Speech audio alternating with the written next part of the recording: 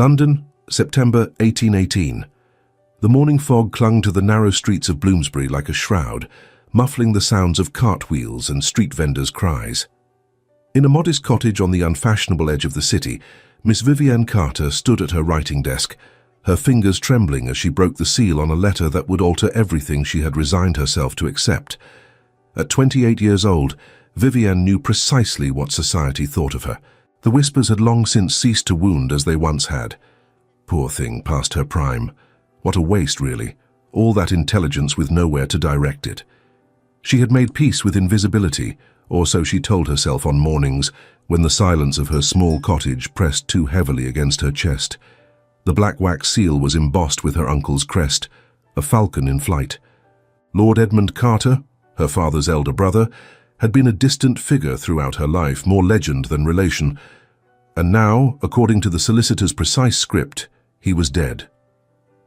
If you believe in second chances and stories that transform lives when hope seems lost, subscribe now and join us on this journey. You will not want to miss what happens next. Vivienne read the letter 3 times before the words penetrated the fog of disbelief. Her uncle Edmund, the eccentric bachelor who had spent 30 years traveling the continent collecting botanical specimens, had left her everything.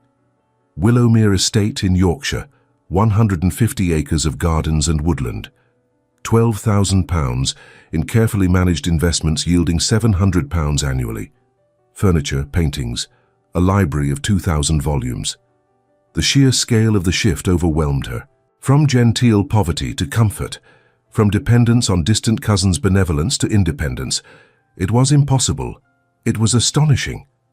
Then she reached the condition. The marriage clause lurked at the bottom of the second page, a poisonous viper hidden amongst the roses.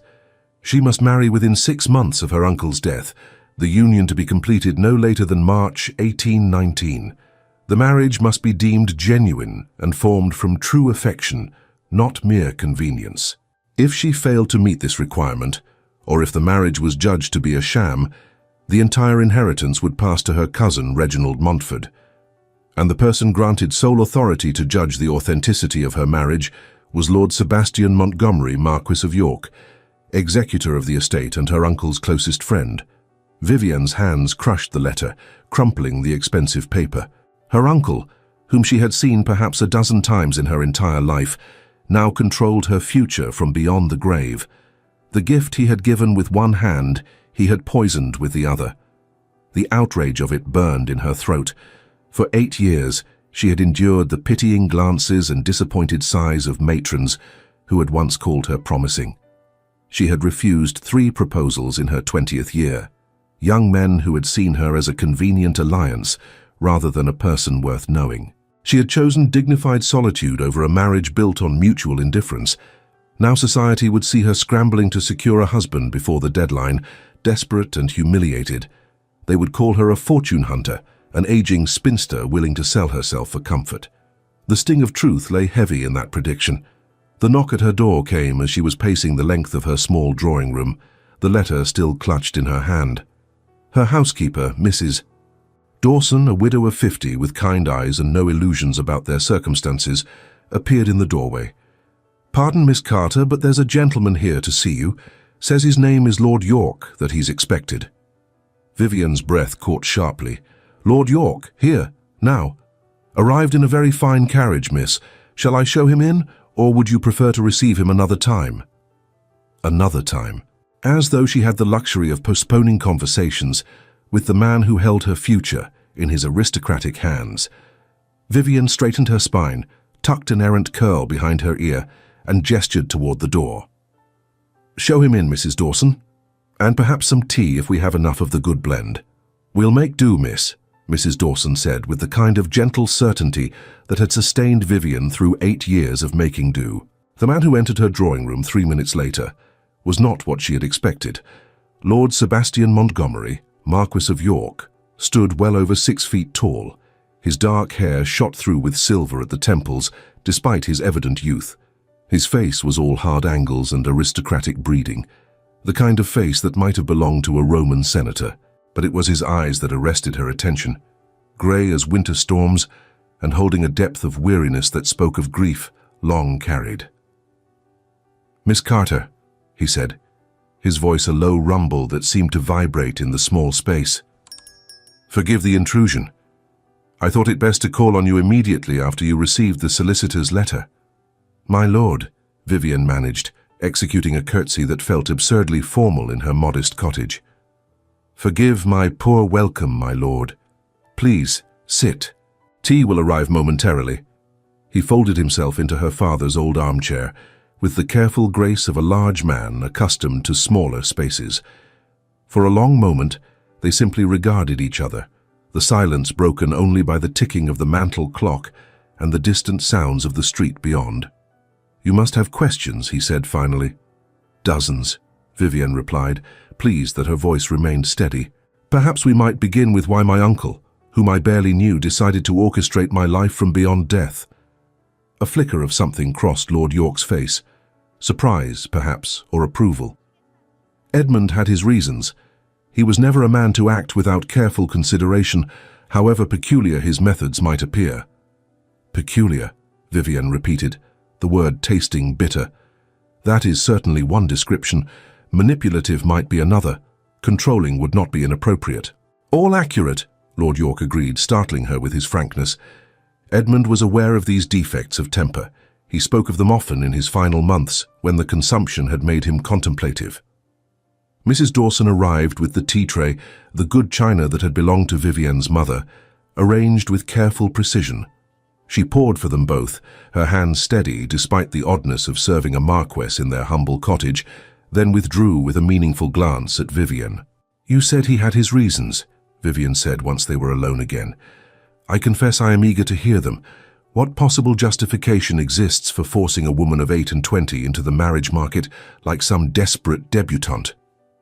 Lord York accepted his teacup, his large hands making the delicate porcelain seem impossibly fragile.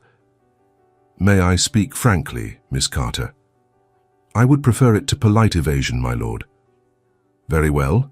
He set down his cup and leaned forward, his grey eyes fixed on hers with an intensity that made her pulse quicken. "Edmund believed you were wasting your life. He said you had chosen invisibility as a shield against disappointment, that you had convinced yourself that being overlooked was preferable to being seen and found wanting." The words hit her like a physical blow. Vivian felt heat rise in her cheeks, a mixture of shame and anger warring in her chest. "He had no right to judge how I chose to live." "No," Lord York agreed quietly. "He did not. But he loved you in his peculiar way. He spoke of you often, of the young woman who had asked the most acute question about botanical classification he had ever heard, who had corresponded with him about scientific matters, with such insight that he could not fail to overlook you were not a fellow scholar." Vivian's breath caught. She had written to her uncle exactly twice 10 years ago, after reading his published papers, on the cultivation of exotic orchids. He had responded with detailed enthusiasm, treating her observations with the respect he might have shown a colleague. The correspondence had lasted 6 months before fading into silence. She had assumed he had lost interest, that her questions had become tiresome. "He kept your letters," Lord York continued, "all 14 of them. He showed them to me 2 years ago, when he first began to plan his will. He said you had a mind that deserved better than to languish in obscurity, that you needed someone to see you truly. And so he decided to force me into marriage," Vivian demanded, though her voice had lost some of its edge. "How is that seeing me truly? How is that not simply another form of being told what I should be?" "Perhaps because he was not specifying whom you should marry," Lord York said. "Only that the marriage should be genuine, that it should be built on affection rather than convenience or desperation. He wanted you to have what he never allowed himself." Something in his tone made Vivian pause. "What do you mean?" Lord York was silent for a long moment, his gaze moving to the window where autumn light painted the street in shades of gold. "Edmund was in love once, 30 years ago, with the daughter of a country vicar. She was brilliant and beautiful, and utterly unsuitable by the standards of his family. He was young, barely 20, and he had not yet come into his title. His father forbade the match." "And he obeyed," Vivian said softly. "He obeyed," Lord York confirmed. The young woman married someone else within the year. Edmund never forgave himself. He spent 3 decades traveling, collecting, studying, filling his life with everything except what he truly wanted. In his final months, he spoke often of cowardice, of the life he might have lived if he had been brave enough to choose love over duty. He did not want to see your existence curtailed, as his own had been by a father's cold ultimatum. Vivienne felt something stir in her chest, the anger bleeding away to leave something more complex in its wake. Understanding, perhaps, or recognition.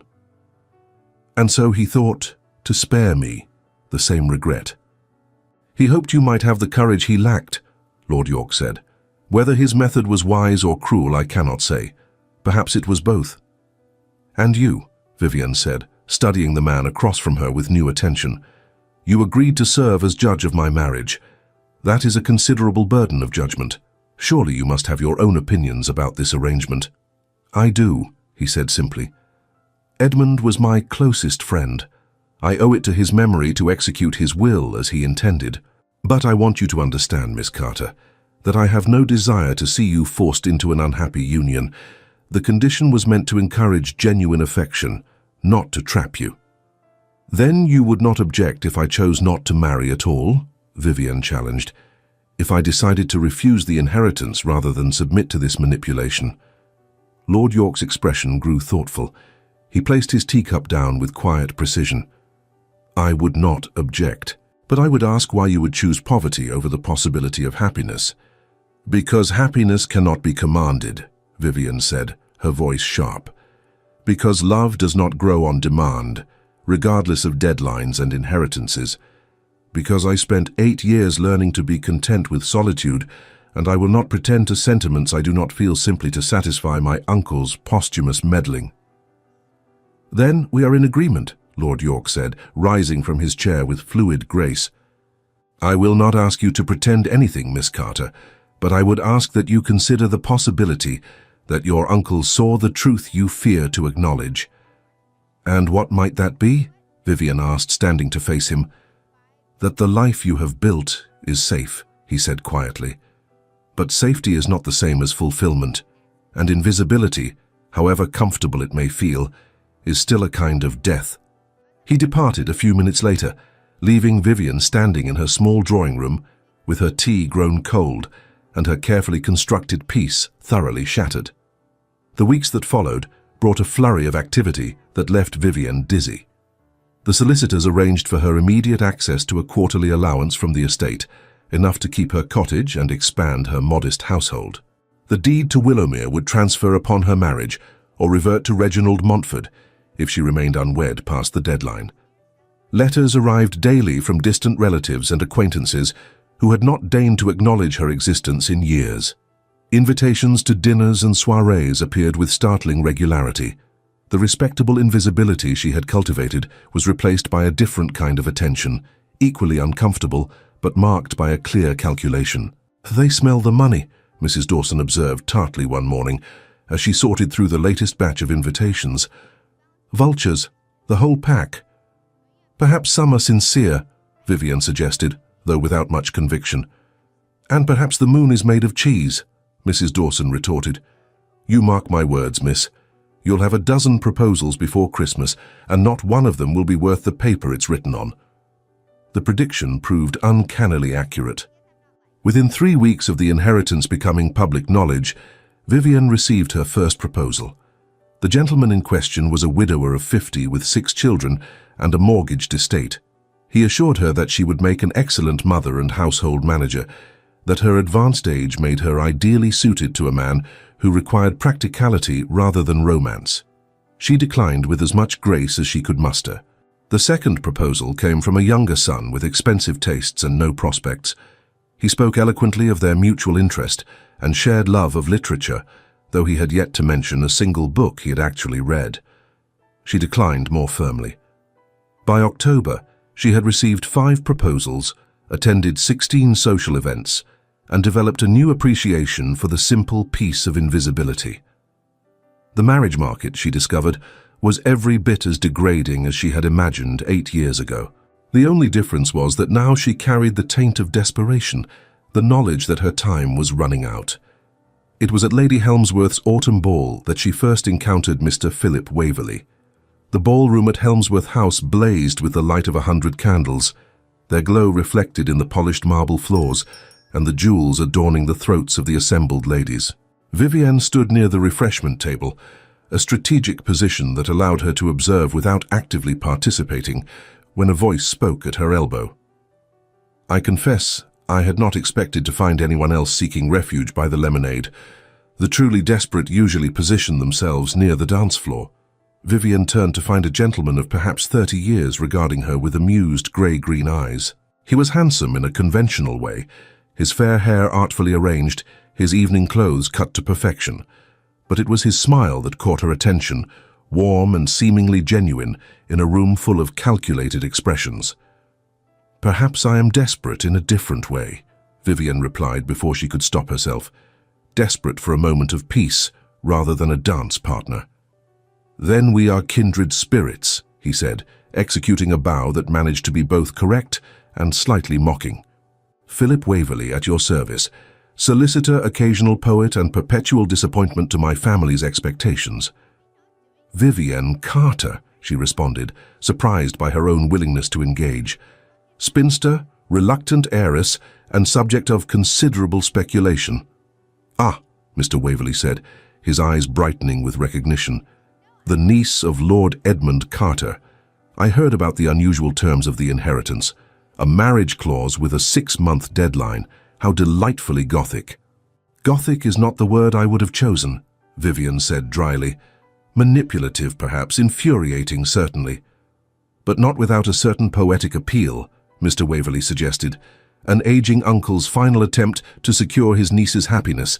A race against time to find true love before the deadline expires. It is the stuff of novels. Novels end happily because the author wills it so, Vivienne countered. Real life is considerably more complicated. Then perhaps we should make our own story, Mr. Waverley said, his tone shifting to something more serious. One where a lady of intelligence and grace finds herself unexpectedly pursued by a gentleman who values minds over dowries and conversation over convention. Vivienne felt a flutter of something she could not quite name, hope, perhaps, or simply surprise. That is a lovely sentiment, Mr. Waverley, but we have only just met. Which means we have 5.5 months to discover if that sentiment might grow into something more substantial, he replied. If you would permit me to call on you, Miss Carter, I would very much like to explore that possibility. Before she could respond, a familiar voice spoke from behind them. Miss Carter, Mr. Waverley. Vivienne turned to find Lord York standing a few feet away, his expression unreadable. He was dressed in impeccable evening attire, his dark coat emphasizing the breadth of his shoulders, his cravat tied with understated elegance. Several matrons and their daughters stood a discreet distance away, clearly hoping for an introduction. Lord York, Vivienne said, surprised by how the simple sight of him steadied something inside her. I did not know you were acquainted with Mr. Waverley. We have met, Lord York said, his gaze moving to the younger man with cool assessment. Waverley is a solicitor with Marsh & Associates, I believe. They handle some minor business for one of my estates. Minor business indeed, Mr. Waverley agreed with easy charm. Though I aspire to more significant matters, perhaps even matters of the heart. The last words were directed at Vivienne, accompanied by a smile that would have charmed birds from trees. But she noticed that Lord York's expression had grown colder, his jaw tightening almost imperceptibly. How fortunate, Lord York said, his tone suggesting he found it anything but. Miss Carter, I wonder if you might spare me a dance. I believe the next set is a quadrille, which should suit our purposes. It was not a question, though he phrased it as one. Vivienne found herself nodding before she had quite decided to do so. Of course, my lord. Until next time, Miss Carter, Mr. Waverley said, bowing gracefully. I shall call on you next week, if I may. Lord York offered his arm, and Vivienne placed her gloved hand on his sleeve, feeling the solid warmth of him even through layers of fabric. He led her onto the dance floor as the musicians began the opening strains, other couples forming the traditional square around them. Was that necessary? Vivienne asked quietly as they moved through the first figures of the dance. Was what necessary? Lord York replied, his tone carefully neutral. Interrupting my conversation, asserting your authority as executor, making it clear that you have some claim on my time. I made nothing clear except that I wished to dance, Lord York said. If Mr. Waverley chose to interpret that as a territorial display, that speaks more to his own insecurities than my intentions. Vivian studied his face as they circled each other, the dance bringing them close and then separating them in the stylized pattern. You do not like him. I do not know him well enough to form an opinion, Lord York said, though his tone suggested otherwise. But I am familiar with his circumstances. 3 years ago, he was on the verge of being dismissed from his position due to irregularities in client accounts. Only the intervention of a senior partner saved his position. Irregularities, Vivian repeated, her stomach tightening. What manner of irregularities? Nothing proven, Lord York said carefully. But there were questions about gambling debts and loans taken against future commissions. He has since developed a reputation for courting wealthy widows and heiresses. The music swelled around them as they completed another figure, Vivian's hand briefly clasping Lord York's before they separated again. You think he is pursuing me for my inheritance? I think you should be cautious, Lord York said. You have 5 months remaining before the deadline. That is time enough to make an informed choice, but also time enough to be deceived by someone skilled in deception. Anger sparked in Vivian's chest, hot and sudden. And you, as executor, feel it is your duty to protect me from my own foolishness? I feel it is my duty to provide you with information that might inform your decisions, Lord York replied, his voice dropping lower as they moved close together once more. What you do with that information is entirely your choice.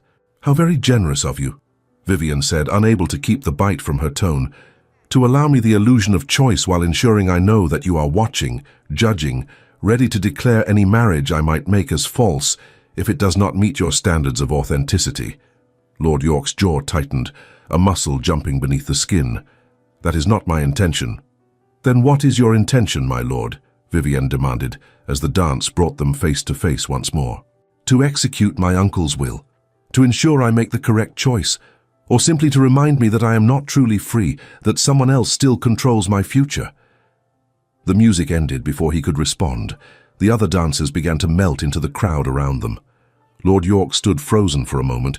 His grey eyes seemed to measure her very soul with an intensity that made her breath catch. My intention, he said finally, so quietly that only she could hear, is to see you happy, even if that happiness comes at the cost of my own peace.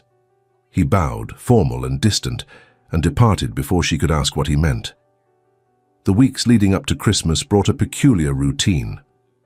Mr. Philip Waverley called on Vivian 3 times each week, arriving with flowers and books of poetry, engaging her in conversations that ranged from literature to current events. He was charming and attentive, treating her intelligence as an asset rather than an oddity. When he spoke of his modest but respectable practice, his hopes for the future, his appreciation for companions of the mind rather than mere beauty, Vivian found herself almost believing in the possibility of affection. Almost. Lord York, meanwhile, maintained a careful distance. He sent regular correspondence regarding the management of Willowmere Estate, asking her opinion on matters of staffing and repairs, treating her as the future owner rather than a temporary beneficiary. But he did not call on her, did not attend the same social events, did not offer any further warnings about Mr. Waverley's character. His absence felt louder than his presence had ever been. "You're thinking of him again," Mrs. Dawson observed one morning, as Vivian stood at her window, watching the frost-laden streets below.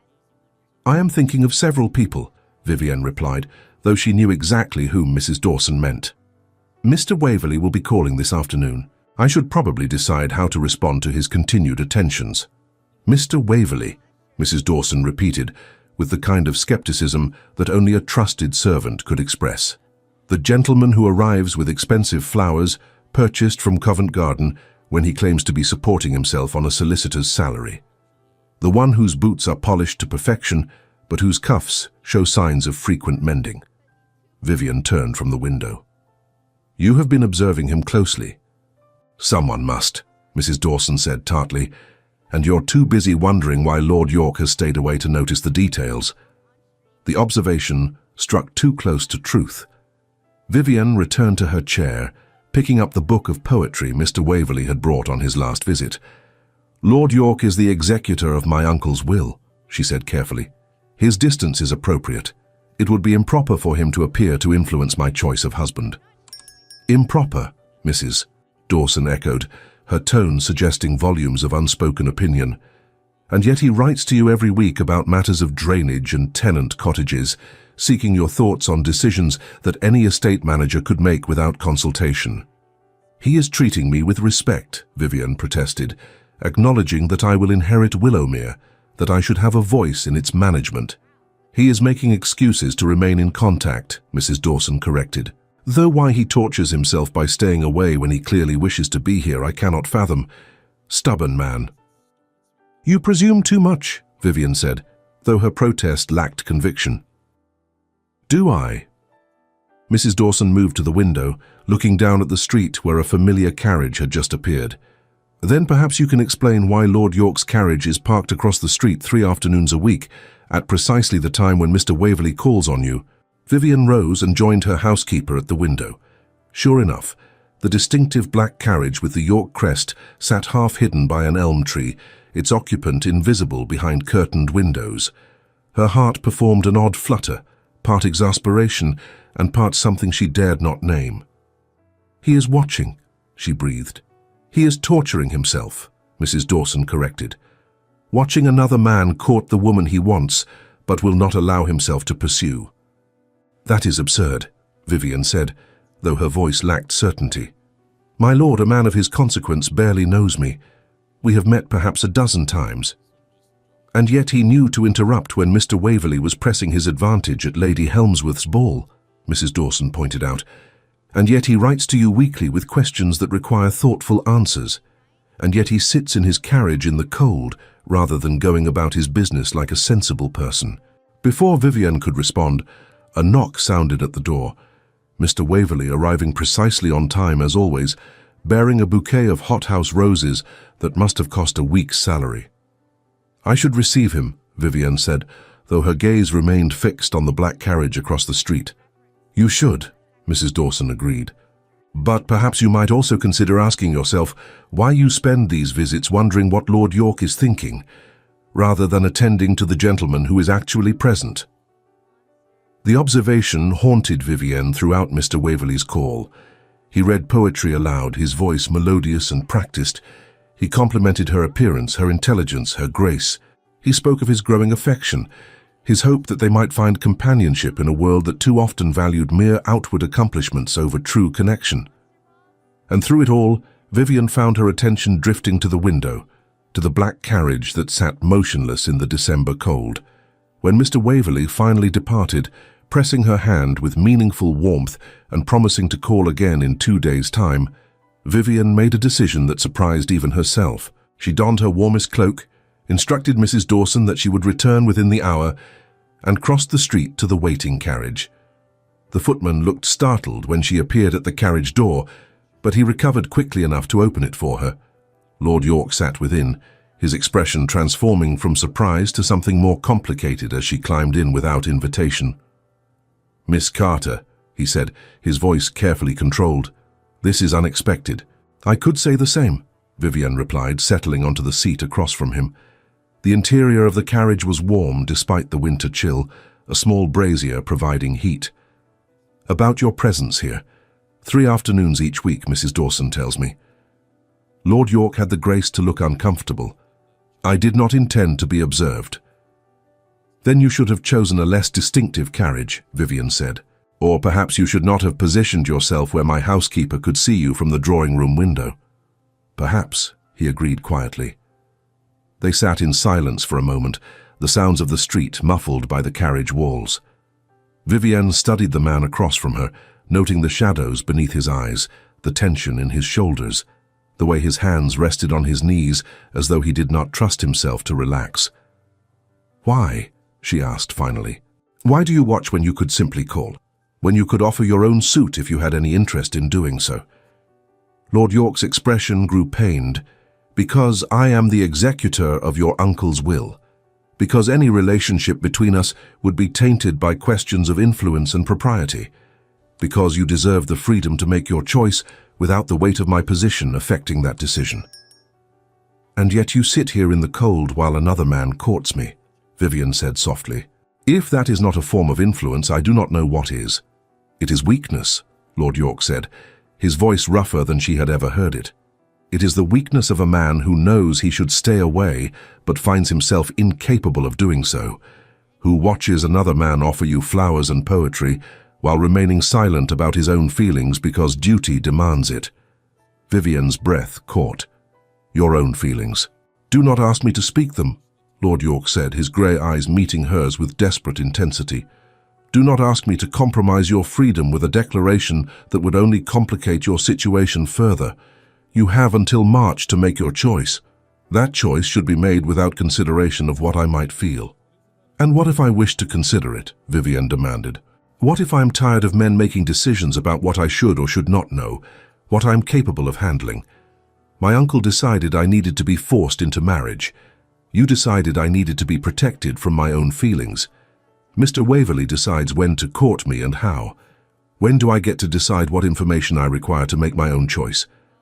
The words hung between them, sharp and true. Lord York closed his eyes briefly, his jaw working as though wrestling with something painful. You are right, he said finally. You have every right to know, and you have every right to be angry that yet another man presumed to know what was best for you. Then tell me, Vivian said, leaning forward. Tell me why you watch. Tell me what my uncle's will has prevented you from saying.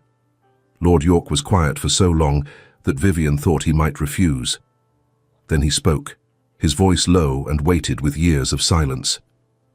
5 years ago, I attended a lecture at the Royal Society. My wife had died 6 months earlier, and I was lost in grief, attending events mechanically because it seemed better than sitting alone in my house counting the hours. The lecture was on botanical classification, dry as dust, and I planned to leave at the interval. He paused, his gaze distant with memory.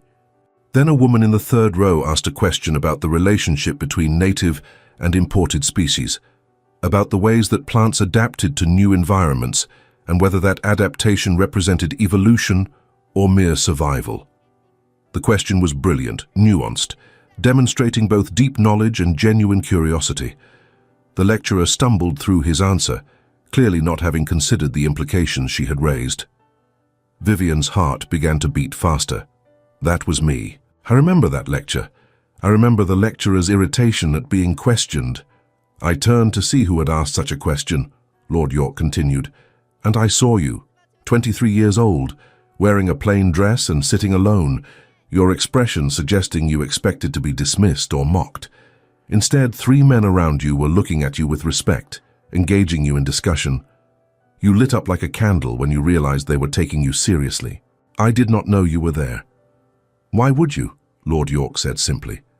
I was just another grieving widower in a room full of scholars, but I could not stop thinking about you afterward, about the brilliance of your question, the life in your eyes when you discussed ideas that mattered to you.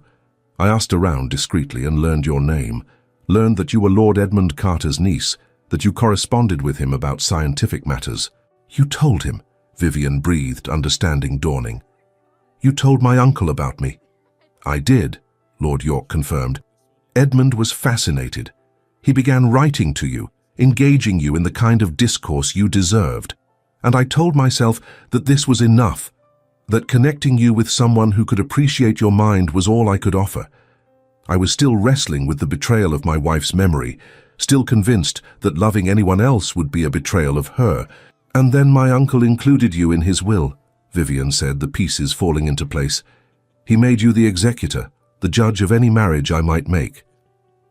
He trapped us both, Lord York said with a bitter laugh. He saw what I felt, what I was too cowardly to acknowledge even to myself.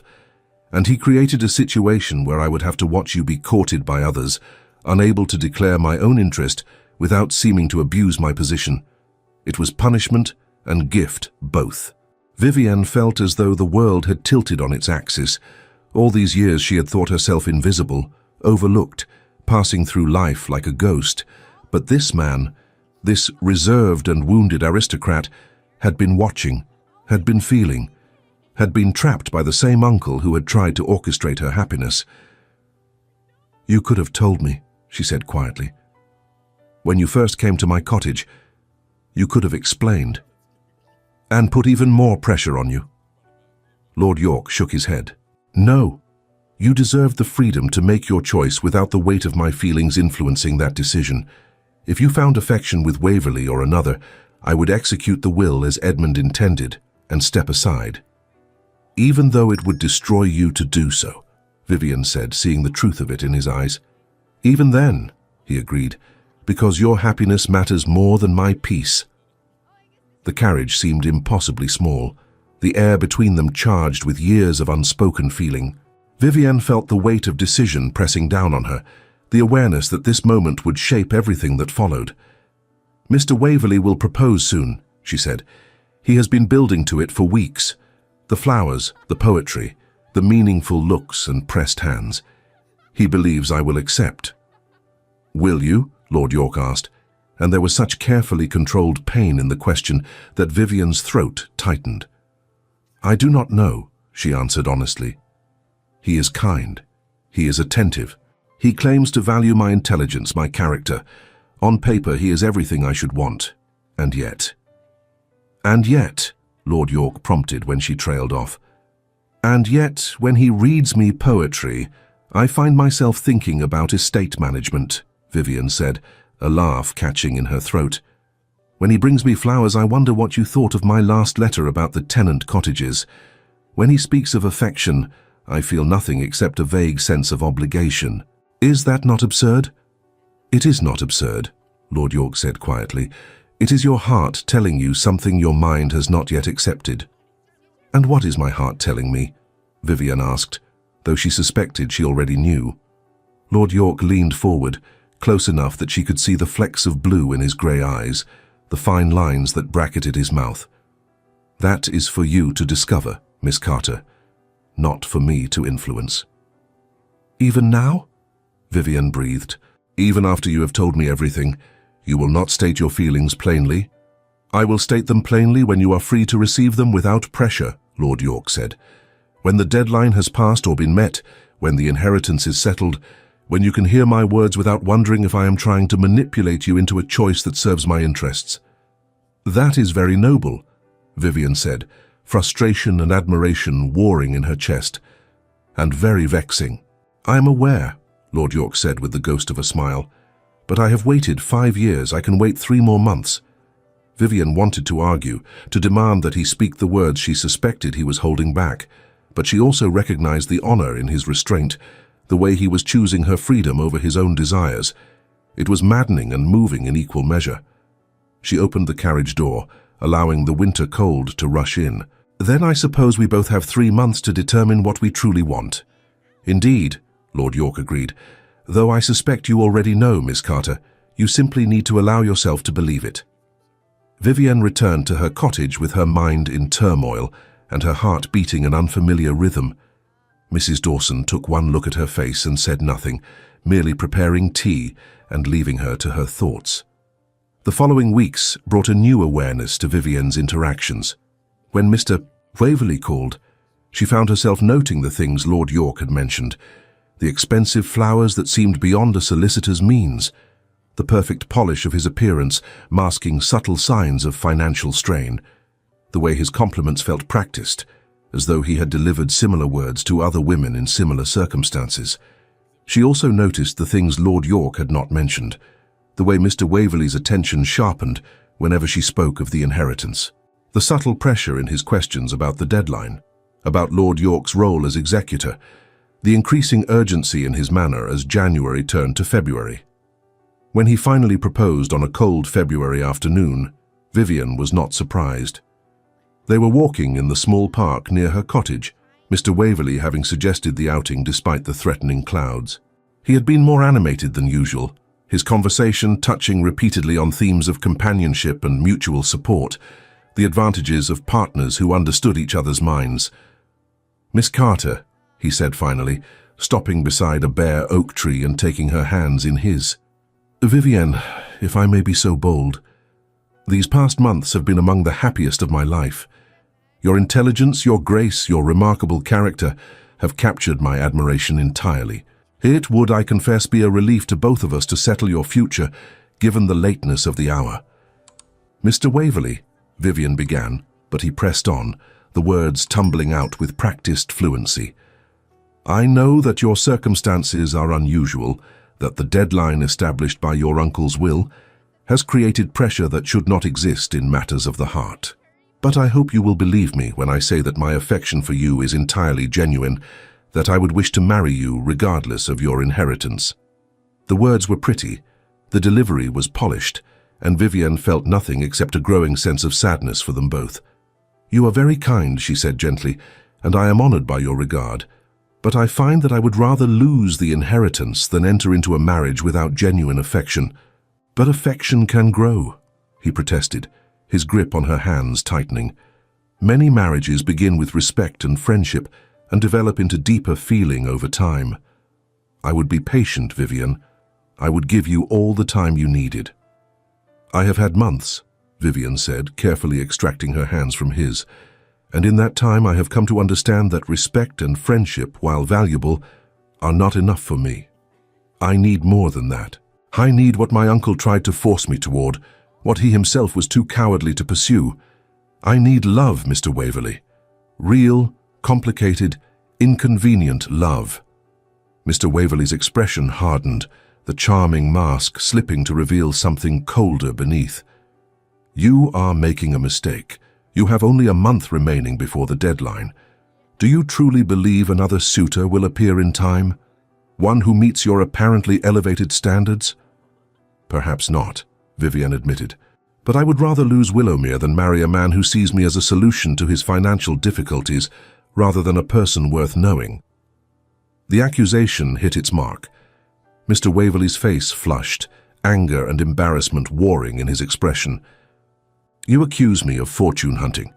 You who have been desperately seeking a husband these past months, like every other aging spinster afraid of dying alone. I accuse you of nothing except being human, Vivian said quietly, refusing to let the cruel words wound her as they might have months ago. We all have our reasons for the choices we make, but I will not marry you, Mr. Waverley. I regret that your hopes must be disappointed. She walked away before he could respond, leaving him standing beneath the bare oak tree with February wind cutting through his carefully tailored coat. When she reached her cottage, she found Lord York's carriage waiting. The man himself stood on her doorstep, deep in conversation with Mrs. Dawson. He turned as Vivian approached, his expression transforming from concern to relief. Miss Carter, I apologize for calling unannounced, but I felt you should be aware of something that has come to my attention. Regarding Mr. Waverley? Vivian guessed, climbing the steps to stand beside him. Lord York's eyebrows rose. You know. I have recently acquired some clarity, Vivian said dryly, though I would be interested to hear what you have discovered. They moved inside, Mrs. Dawson disappearing with admirable discretion. Lord York removed a folder from his coat, laying several documents on the small table in the drawing room. My solicitor conducted a discreet inquiry at my request, he said. Mr. Philip Waverley is £4,000 in debt, primarily from gambling losses at several clubs in St. James. His practice has been struggling for the past year. He was on the verge of dismissal when news of your inheritance became public. Several acquaintances report that he boasted of securing an heiress before Christmas. Vivian studied the documents, feeling more resignation than surprise. I should be angry. I should feel betrayed. You should, Lord York agreed. He deceived you deliberately, crafted a courtship designed to prey on your isolation and the pressure of the deadline. And yet I find I am simply tired, Vivian said. Tired of being seen as a problem to be solved, a fortune to be secured, a deadline to be met. Even my uncle, who supposedly loved me, saw me as a project requiring management. She moved to the window, looking out at the familiar street with different eyes. Do you know what I have realized, Lord York? I spent 8 years convincing myself that I was content with invisibility because I was afraid of being seen and judged wanting. And now I have spent months being seen only for my inheritance, which is perhaps worse. At least when I was invisible, I could pretend it was my choice." Lord York was quiet for a long moment. Then he spoke, his voice a deep, steady tone that made her turn to look at him. "You are not invisible to me, Miss Carter. You never have been." "Because my uncle told you to watch over me," Vivian said, though without heat. "Because the will made me your responsibility." "No," Lord York said, crossing the room to stand before her. "Because 5 years ago I heard you ask a question that made an entire room reconsider their assumptions. Because your letters about estate management show not just intelligence, but genuine care for the people who depend on Willowmere. Because when I watch you navigate the marriage market that has treated you so cruelly, I see not bitterness, but resilience, not surrender, but dignity." He was close enough now that Vivian could see the pulse beating at his throat, could smell the subtle scent of sandalwood and leather that lingered upon his coat. "I see you, Vivian Carter," he continued, her name falling from his lips like a revelation. "I have seen you for 5 years, and I will continue to see you whether the deadline passes unmet, or whether you find another suitor, or whether you decide that marriage is not what you want after all. Your visibility does not depend on anyone's approval, least of all mine." Tears burned in Vivian's eyes, unexpected and overwhelming. "That is a very fine speech, my lord, but we both know that if I do not marry within the next month, I lose everything my uncle left me. I will return to my cottage and my modest allowance and my careful economy. And you will return to your estates and your responsibilities, and we will exchange polite letters about nothing of consequence." "Is that what you believe?" Lord York asked, something fierce entering his expression. "That I have spent 5 years watching you from a distance, waiting for my chance, only to walk away if the inheritance falls through?" "I believe," Vivian said carefully, "that you are too honorable to pursue me while you hold power over my financial future. That once the deadline passes and the inheritance goes to my cousin Reginald, you will finally feel free to declare your feelings. But by then I will know that you waited until I had nothing to offer except myself, and I will wonder if your interest is pity rather than genuine regard." "Pity," Lord York repeated, the word seeming to pain him. "You think what I feel is pity?" "I think," Vivian said, "that you are a good man who sees someone in difficulty and wishes to help. That your friendship with my uncle has created a sense of obligation. That your own experience with grief and loss has made you sensitive to others' pain. All admirable qualities, my lord, but not the same as love." Lord York stared at her for a long moment, conflict clear in his grey eyes. Then, with a suddenness that stole her breath, he closed the distance between them and cupped her face in his hands. "Then let me be perfectly clear," he said, his voice rough with suppressed emotion.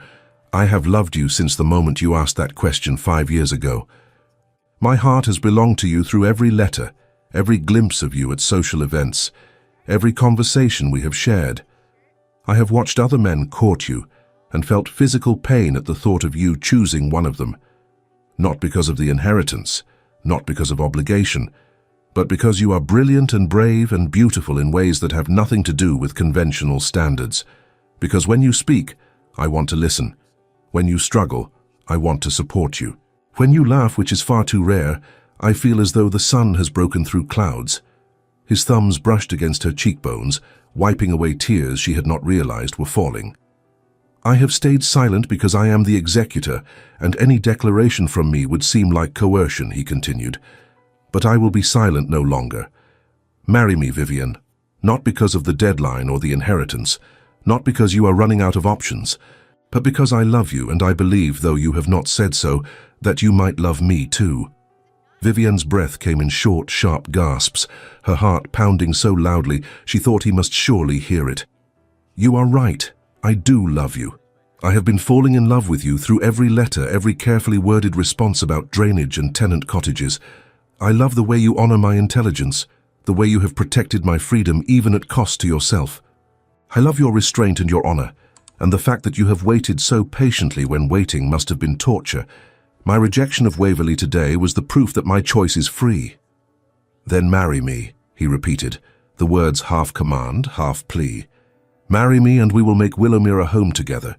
We will study botanical specimens and debate agricultural improvements and build a life that neither of us could have imagined." Marry me and let me spend the rest of my life proving that you were seen, you were valued, you were loved all along." "Yes," Vivian breathed, the word escaping before she could consider the implications. "Yes, I will marry you. Not because of the inheritance, though I confess I will be relieved to keep it. Not because of the deadline, though the timing is dramatic enough to satisfy even Mr. Waverley's taste for poetry, but because you are right. I do love you, and I am tired of being afraid of that love."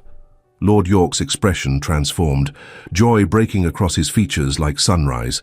He lowered his head slowly, giving her time to retreat if she wished, then kissed her with a gentleness that stole whatever words remained unspoken. When they finally separated, both breathless and slightly dazed, Mrs. Dawson appeared in the doorway as if summoned by invisible signal. "I assume congratulations are in order?" she asked dryly. "They are," Lord York confirmed, though his gaze never left Vivian's face. "Miss Carter has done me the extraordinary honor of accepting my proposal." "About time," Mrs. Dawson muttered. "I'll prepare tea, and perhaps something stronger for the shock of it." The weeks that followed brought their own complications. Word spread quickly that Miss Vivian Carter, the heiress with the marriage deadline, had accepted a proposal from Lord Sebastian Montgomery, Marquess of York, the very man who served as executor of the will that had created her unusual circumstances. The gossips, eager only for malice and scandal, immediately began speculating about impropriety and influence. Had Lord York manipulated Miss Carter into accepting him? Had he abused his position of power? Was the marriage truly genuine or merely a convenient solution to an awkward situation? Lord York responded by requesting an investigation by the Court of Chancery, voluntarily submitting to examination of his conduct as executor. He provided documentation of every interaction with Vivian, every letter exchanged, every decision made. He made it clear that he would rather delay the marriage and face public scrutiny than allow questions about coercion to taint their union. The investigation lasted 3 weeks. During that time, Vivian was interviewed separately, asked to detail the circumstances of their courtship. Questioned about whether she felt pressured or influenced by Lord York's position, she answered every question honestly, describing his restraint, his protection of her freedom to choose, his refusal to declare his feelings, until she had rejected other suitors. She spoke of the 5 years he had waited, watching from a distance, honoring his friend's memory while wrestling with his own desires. When the investigators asked if she loved him, she said simply, yes, and dared them to question the truth she heard in her own voice. The Court of Chancery delivered its verdict in late February. The court confirmed that Lord York had conducted himself with propriety and honor throughout the execution of the will. The marriage, while unusual in its circumstances, appeared to be entirely genuine. Miss Carter was declared to be of sound mind and free will, capable of making her own decisions without undue influence. They were married on the 15th of March, 1819, in a small ceremony at the church near Willowmere Estate. The bride wore a gown of ivory silk with lace at the sleeves, simple and elegant. The groom stood at the altar with tears in his eyes, no longer attempting to hide his feelings behind restraint and duty. Vivian's cousin Reginald Montford attended, having sent a letter acknowledging that the inheritance had gone to the person who truly deserved it. Several of Lord York's closest friends filled the pews, along with Mrs. Dawson and a handful of servants who had served the Carter family for decades. The vicar, who had known Vivian since childhood, smiled as he pronounced them husband and wife. "You have waited long for this happiness," he told them quietly. "May it be worth the wait." "It already is," Vivian replied, her hand clasped in her husband's, her heart fuller than she had ever imagined possible. The wedding breakfast was held at Willowmere, the estate that had seemed like a prison when Vivian first learned of its conditions, now converted to hope. Lord York, now properly her husband, though she still thought of him as Sebastian in her mind, led her through the gardens after the guests had departed, showing her the botanical specimens her uncle had collected over 30 years. "He left notes," Sebastian said, producing a leather-bound journal from his coat. "Instructions for their care, observations about their growth patterns, and at the end a letter for you." Vivian accepted the journal with trembling hands, opening to the final pages where her uncle's distinctive script filled the margins. "My dear Vivian," the letter began, "if you are reading this, then my gambit has succeeded and you have married Lord York. Or perhaps you have defied me entirely and chosen your own path, in which case I applaud your courage and only regret that I will not be present to witness it. I spent 30 years collecting these specimens, studying their patterns, learning how they adapt and thrive in new environments. And I learned this. Survival is not the same as flourishing. One can exist in careful stability, preserved but not growing, protected but not truly alive. I was such a specimen, carefully cultivated, protected from risk, surviving in my controlled environment, but never truly flourishing. I chose safety over love, duty over desire. And I spent 3 decades regretting that choice. Do not let the fate that was forced upon me by my father's pride ever be yours. I did not want that fate for you. I saw how you were creating your own careful stability, convincing yourself that invisibility was preference rather than fear. And I saw Sebastian watching you with the same longing I once felt for the woman I was too cowardly to claim. Forgive me for forcing your hand. Forgive me for using money and inheritance to push you toward a choice you might have been too afraid to make on your own. But know this, I did not do it to control you. I did it to free you from the fear that was controlling you both. If you chose Sebastian, then you have found what I lost. If you chose another path, then you have proven yourself braver than I ever was. Either way, I hope you will remember your uncle, not with anger, but with understanding. We all struggle with courage. Some of us simply struggle longer than others. The specimens are yours now. Tend them well. Let them flourish as I hope you will flourish. With love and perhaps too much meddling, Edmund Vivian closed the journal, tears streaming freely down her cheeks.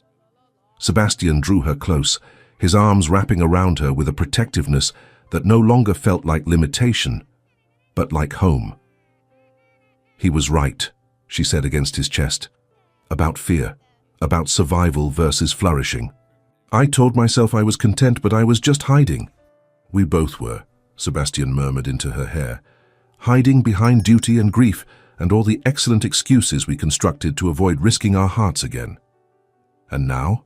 Vivian asked, tilting her head back to meet his gaze. Now we flourish, Sebastian said simply. Together. 5 years later, Willowmere Estate had transformed from a neglected property into a model of progressive agricultural management. The tenant cottages had been rebuilt with modern conveniences. The gardens, carefully tended according to Lord Edmund's notes, had become a destination for botanical scholars from across Europe. And the manor house itself rang with the sounds of life in ways it never had during Edmund's solitary decades. Lady Vivian Montgomery, Marchioness of York, sat at her desk in the library, reviewing the proofs for her latest publication. Essays on agricultural innovation and botanical adaptation had been accepted by a prominent publisher, to be released under her own name rather than anonymously. Her husband had insisted, overriding her concerns about propriety with the observation that hiding her light had never served her well before. Their 3 children, ranging in age from 4 years to 8 months, were currently under the supervision of their capable nurse. But Vivian could hear their laughter drifting through the open windows, a sound that never failed to make her smile. Sebastian appeared in the doorway, still in riding clothes from inspecting the northern fields.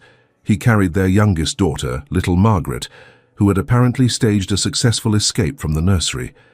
Someone was asking for her mama, he said, crossing the room to kiss Vivian's cheek before depositing the baby in her arms. And I confess I used it as an excuse to interrupt your work and steal a moment with my wife. Shameless, Vivian said, though she welcomed both the interruption and the solid warmth of his presence beside her chair. Entirely, Sebastian agreed. How are the proofs? Nearly finished, though I suspect the publisher will suggest revisions to several of the more controversial proposals. Then they would be fools, Sebastian said. Your work on crop rotation alone has saved 3 estates from financial ruin. Let them object. We will find another publisher. Vivian leaned her head against his shoulder, marveling as she still did at the ease between them, the partnership they had built from forced deadlines and reluctant confessions. Do you ever regret it? The scandal, the investigation, the gossip that took months to die down. "Not for a single moment," Sebastian said firmly, "though I regret the years I wasted watching from a distance when I could have been building this life with you." "Your restraint was necessary," Vivienne reminded him. "Without it, we would always have wondered if the choice was truly free." "Perhaps," Sebastian conceded. "But I still lost time. Time I can never recover." "Then we must make the most of the time we have," Vivienne said, claiming his lips fully, their daughter giggling between them at the display. They visited Lord Edmund's grave each year on the anniversary of his death, bringing flowers from the gardens he had cultivated and gratitude for the interference that had seemed so infuriating in the moment. The gravestone bore a simple inscription: "Edmund Carter, beloved friend, reluctant matchmaker, keeper of botanical specimens and uncomfortable truths." Sebastian had chosen the words himself over Vivienne's laughing protests, but she admitted they suited him perfectly. Her uncle had never been one for conventional sentiment, and even in death he would have appreciated the honesty. Standing there with her husband's hand warm in hers, their children playing among the peaceful graves, Vivienne reflected on the strange journey that had brought her to this moment, the inheritance that had seemed like a curse, the deadline that had appeared to trap her, the man who had waited 5 years to declare his love. All of it had been necessary, the push she needed to stop hiding, the proof that she was seen, valued, loved not for what she possessed, but for who she was. Mr. Philip Waverley had fled to the continent after his debts had become public, his reputation thoroughly destroyed. Vivienne heard occasional reports of him attempting to court wealthy widows in Italy or France, always unsuccessful, always one step ahead of creditors. She felt no triumph in his downfall, only a distant pity for a man who had never learned that shortcuts always extracted their price eventually. As for being called unmarriageable at 28, Vivienne had come to see it as the world's failure of imagination rather than her own deficiency. She had not been unmarriageable. She had simply been waiting for a marriage worth having, for a partner who saw her mind as clearly as her circumstances, who valued her courage as much as her inheritance. She had found that partner, not through the deadline or the manipulation or the forced choices, but through years of patient observation, careful restraint, and the willingness of 2 wounded people to risk vulnerability one more time. "What are you thinking?" Sebastian asked as they walked back toward the house, their children racing ahead on the path. "That your friend Edmund was infuriating and meddlesome and absolutely right," Vivienne said, "and that I am grateful to him every day, even when I want to curse his memory for putting us through such unnecessary complications." "I suspect that would please him immensely," Sebastian said with a smile. "He always did enjoy being proven right, especially when his methods were questionable." "Then let us hope he is watching somehow," Vivienne said, "so he can see that his meddling, however uncomfortable, led to exactly what he hoped. Not just marriage, but partnership. Not just survival, but flourishing." They reached the house as the sun began to set, painting the Yorkshire sky in shades of gold and rose. Inside, the servants were preparing dinner. The nursery awaited their children. The library held Vivienne's work, Sebastian's correspondence, the shared life they had built from forced circumstances and genuine love. And in the gardens, Lord Edmund's botanical specimens continued their growth, adapting and thriving in the rich soil of Willowmere, proof that even the most carefully controlled life could break free of its constraints and reach toward the light. Thank you so much for staying with us until the end of this journey. If this story of second chances and hard-won love touched your heart, please like, subscribe, and share it with someone who needs to hear it. Your support helps us continue creating stories of resilience, transformation, and hope.